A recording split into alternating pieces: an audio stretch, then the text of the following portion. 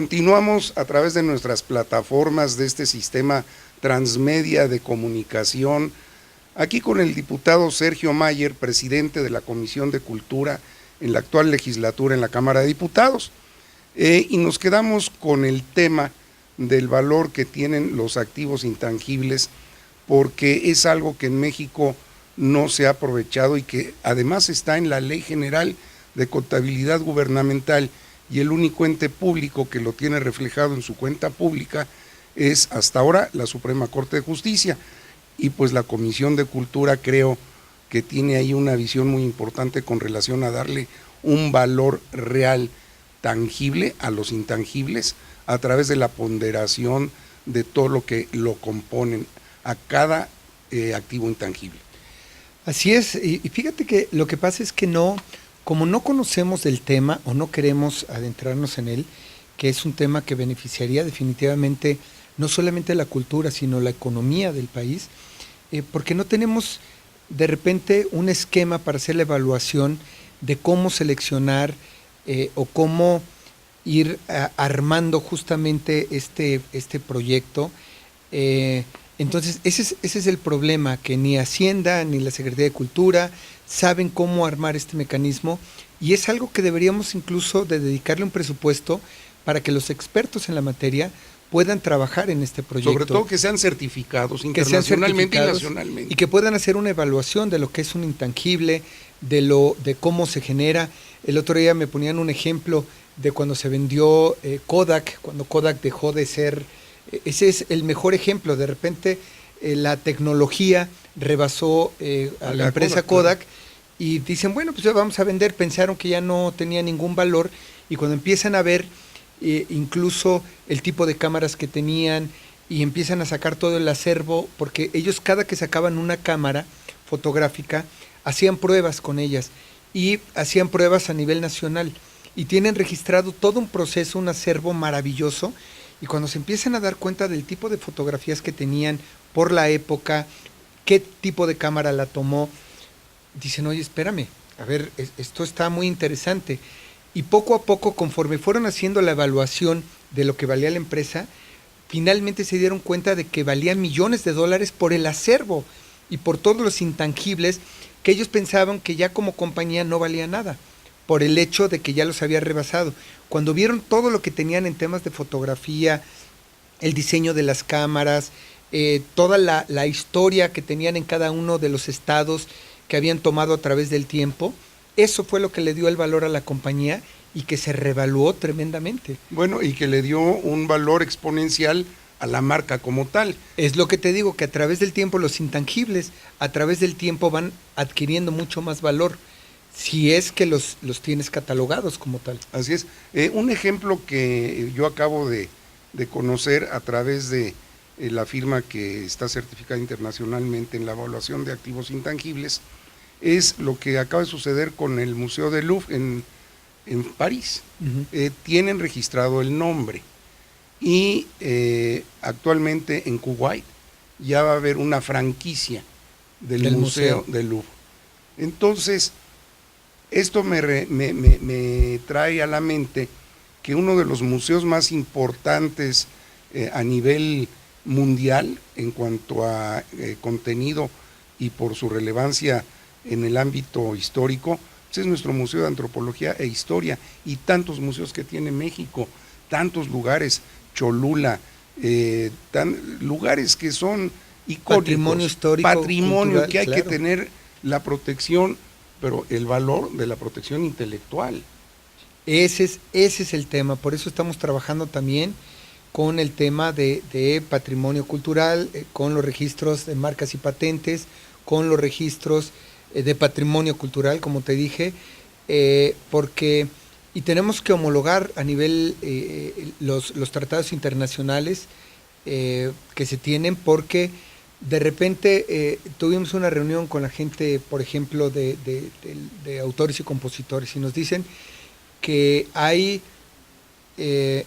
países que ellos se encargan de recopilar y de juntar justo cuando una canción es tocada en algún tema, en algún país, los temas mexicanos, ellos se encargan de recopilar y de buscar y demás. Pero en México no puede haber ese intercambio de dinero, se está perdiendo 20,000 millones de pesos al año, porque México no tiene ese convenio y no sabe hacerlo. En México deberíamos de tener también esa posibilidad de, a nivel internacional, el poder recopilar y poder intercambiar la música que se toca de otros países aquí. Entonces, ese tipo de temas que no sabemos y no conocemos bien, y te estoy hablando que autores y compositores son los más avanzados en el tema, son los que mejor han trabajado y que saben, por ejemplo, una canción la tienen identificada con un código especial donde se toca, cuándo se toca, y te hacen ver la importancia, por ejemplo, en un bar, en un lugar, la importancia que es la música dentro de ese lugar. Y dicen, ok, si ustedes dicen que no es importante y que no tienen que darnos un porcentaje de la música que ustedes tocan dentro de su bar o dentro de su centro nocturno, vamos a hacer una cosa, quiten la música, desaparezcan la música, den el servicio de bar, de comida, de restaurante y quiten la música, a ver qué pasa si es verdad que su negocio continúa. Claro. Entonces, es darle la importancia que merece justamente a esos temas. Sobre todo, ahora que tanto se habla y lo estamos viendo todos los días, las noticias que están surgiendo en torno a los grandes descubrimientos de cuestiones ancestrales de México en el ámbito de la cultura maya. Y esto yo lo digo porque en alguna época colaboré como consultor del proyecto Mundo Maya, hace ya muchos años, hace 30 años, que no había todo lo que hay de testimonio de la realidad de nuestras culturas, y todo eso, hasta el nombre maya, el nombre mexica, el nombre tolteca, son nombres que deberíamos de tener registrados patrimonialmente. Pues lo mencionabas hace rato, es increíble que el nombre de Pemex no estaba registrado, no está registrado. No lo tiene registrado la paraestatal, como, que lo tienen registrado. Como marca, lo tiene registrado alguien en Estados Unidos hace muchos años, y esta es una información que una firma certificada a nivel internacional y por la Secretaría de Hacienda recientemente nos dio a conocer. Sí, tenemos que ponernos las pilas. Otro de los temas que tenemos pendiente es firmar el Tratado de Beijing, que está pendiente, todavía no se ha firmado. México es uno de los países que estoy convencido que cuando México firme, el resto de los países que faltan se sumarán a este proyecto también para tema de derechos de autor y propiedad intelectual. Entonces, estamos con un rezago tremendo y tenemos que trabajar a 1000 por hora para poder ponernos a la vanguardia con esos temas. Y eso hacerlo precisamente por todo lo que estamos hablando, de toda la creatividad que se va generando día a día, de los diseños, de las propiedades, de las marcas, absolutamente todo. Acabo de ir, por ejemplo, a hacer un recorrido en Jalisco, que además se lo recomiendo muchísimo, que se llama el Camino Mágico de Juan, me parece que se llama el recorrido, que es todo el camino que realizó Juan Rulfo en aquel tiempo, cuando escribió sus libros del Llano en Llamas. Entonces él va narrando en cada pueblo en el que está, San Gabriel, son como 6 o 7 pueblos o municipios en los que él recorre y va narrando, y ahí es donde Tuscacuesco es otro de los pueblos maravillosos, en donde ellos tomaron la decisión de hacerlo también parte de su recorrido, parte de su cultura, y reconocerlo como tal. Entonces, me parece que es momento de hacerlo, y me gusta mucho que tú traes el tema, pero más que presente, y que además te vamos a invitar a las mesas de trabajo, porque es un gran compromiso que tenemos con los expertos en la materia de darle seguimiento para esto.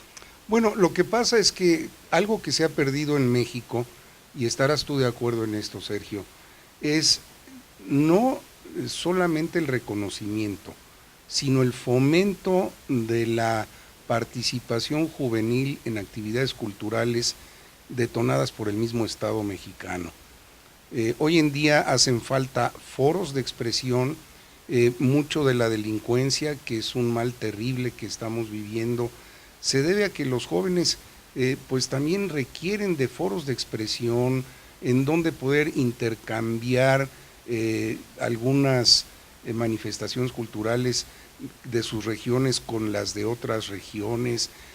Ya no hay torneos de ajedrez, ya no se hacen concursos nacionales de teatro experimental, bueno, y que está tan en boga el hacer videos para internet, hombre, que a través de pequeños videos también demostraron sus actividades culturales, las bellezas de sus estados, sus costumbres, las tradiciones mexicanas. Es algo por lo que todo el mundo nos admira, y los únicos que no le estamos dando valor o no le hemos dado valor hemos sido los mexicanos, y un poco la culpa yo creo que la ha tenido, claro, el sistema, el que gobernaba anteriormente, pero también los mexicanos, porque no se ha alzado la voz para pedir una participación, no solo el apoyo, la participación en actividades culturales. Fíjate lo importante de lo que estás mencionando. México también es parte de la OCDE, y dentro de la OCDE somos prácticamente el último país, somos el número 37 que invierte en temas culturales y en temas de educación. Y eso se refleja definitivamente con lo que acabas de decir. Tenemos una descomposición social tremenda, que ocasionada evidentemente por el Estado mexicano, por los gobiernos anteriores, que lamentablemente no le han dado la importancia que merece la educación, la cultura, la ciencia y la tecnología, y que tenemos que rescatar, porque no solamente estamos perdiendo la cultura, estamos perdiendo a nuestros jóvenes que están siendo cooptados por el crimen organizado, porque tienen mejores oportunidades en estos temas, en lugar de tener, tenemos que rescatar los espacios públicos, y que esos espacios públicos sean utilizados para expresiones culturales. Se ha perdido mucho esa posibilidad de que en los espacios públicos se dé lo que acabas de decir, que se dé deporte, que se dé danza, baile, que se den clases de ajedrez, clases de lo que tú quieras. Todas las expresiones culturales en esos espacios públicos.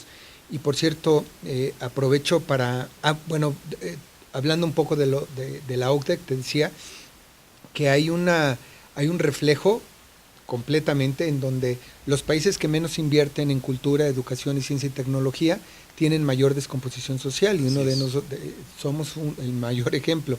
Los países como Finlandia, Noruega, son países que invierten mucho en cultura, son países que han comprobado que son de los más felices y que tienen que invertir mucho menos por su inversión que tienen en cultura, invierten mucho menos en temas de seguridad. Entonces, está realmente relacionada la descomposición social con el tema cultural, educativo.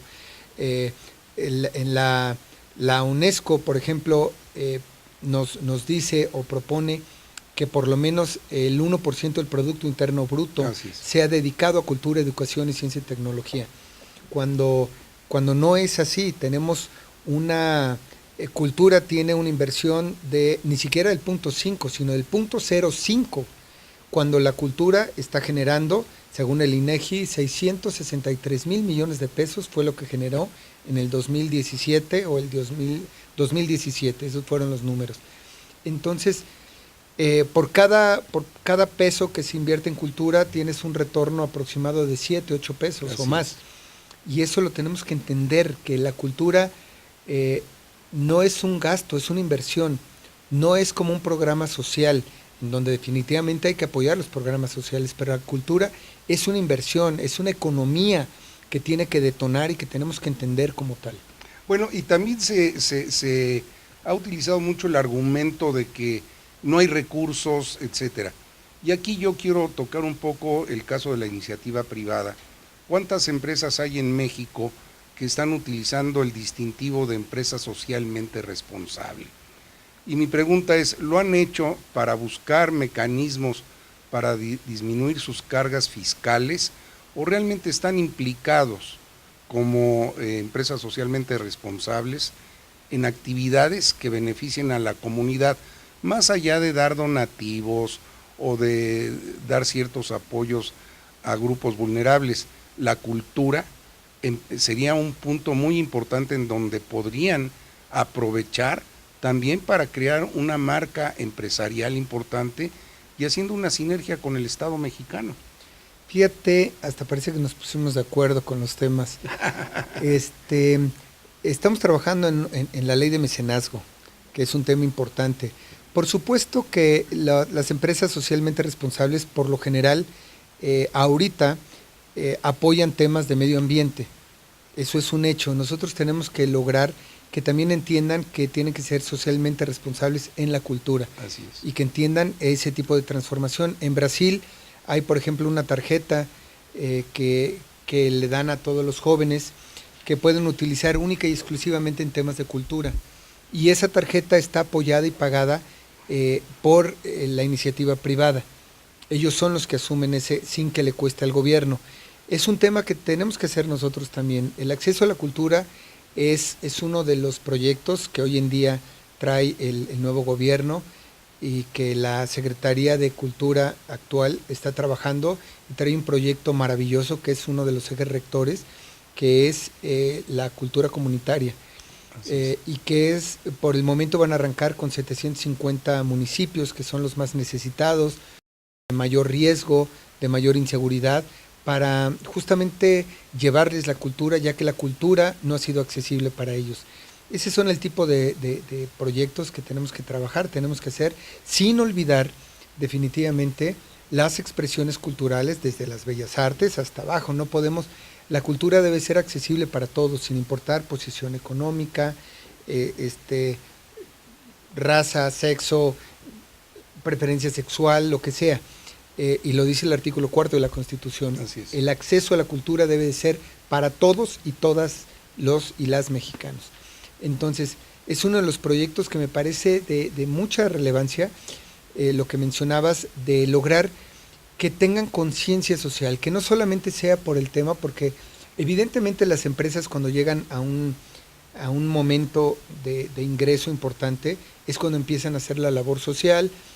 Lo hacen también por el tema de impuestos, pues tienen que tener o buscar un beneficio, un aliciente económico. Un aliciente económico, pero me parece importante que en lugar de pagarlo en impuestos, existan los estímulos fiscales como es el Eficine, Fiartes o Efiteatro, en donde un porcentaje del impuesto sobre la renta, específicamente un 10% del impuesto sobre la renta, hasta un 10%, los empresarios puedan utilizarlo en estímulos y apoyos fiscales. Entonces tenemos que mejorar y hacer entender para Hacienda y para los contadores y para los economistas, pues ellos evidentemente son más cuadrados porque 2 más 2 son 4. Claro. Y si les dejas de dar 1, pues se convierte en 3. Así son los números y es lógico. Sin embargo, si se hace un estudio mercadológico y social de impacto, se darán cuenta que ese 1 se multiplica, no solamente económicamente, sino se multiplica en impacto social, en impacto cultural, en bienestar, en seguridad, en mucho, que ese 1 que Hacienda va a dejar de percibir, porque ellos siempre dicen, no, yo tengo que recaudar, mi trabajo es recaudar, y eso es, porque también el otro punto de vista es, mejor yo lo recaudo y se los doy a las expresiones culturales. Pero sabemos que no sucede así, Entonces, los estímulos fiscales son fundamentales en un país en crecimiento, en desarrollo, específicamente en temas culturales. Muy bien, Sergio, verdaderamente podríamos pasarnos el día hablando. Tenemos una gran coincidencia de opiniones y seguramente a todas las personas que nos siguen en nuestro sistema transmedia de comunicación les va a fascinar todo esto que hemos platicado. Porque hemos platicado más que con el diputado, con el hombre, con una visión desde la trinchera que te ha tocado en la vida y que además ha sido muy activo y pues te felicito. Y que, fíjate, dices que me ha tocado, es una trinchera que yo decidí meterme a esta lucha, es una trinchera que yo he buscado durante mucho tiempo, no es un tema de la casualidad, sino es un tema de verdad de trabajo, de esfuerzo y de que llevo muchos años buscando estar en esta trinchera y que hoy que estoy en ella la estoy disfrutando y estoy con una pasión haciendo mi trabajo como legislador, como presidente de la Comisión de Cultura, que no sepan o que no piensen que fue un tema fortuito de que alguien me puso ahí porque, a ver, vamos a poner, no. Entonces, yo decidí, yo escogí dejar la artisteada, dejar de estar como productor, como actor, que además tenía yo muchos beneficios, o mejores beneficios, incluso económicos, y en temas mediáticos, pero que hoy en día mis prioridades han cambiado y mi compromiso con México y con la cultura son auténticos, reales, y se está demostrando con el trabajo. Pues felicidades a nombre de todas nuestras plataformas, de todo el equipo que conforma esta gran red de comunicación, pero también me felicito por haber tenido esta ocasión, Sergio, de platicar contigo. Muchísimas gracias. Gracias, bienvenidos siempre que gusten, y estás invitado a las mesas de trabajo de Economía Creativa. Encantado, gracias, Sergio.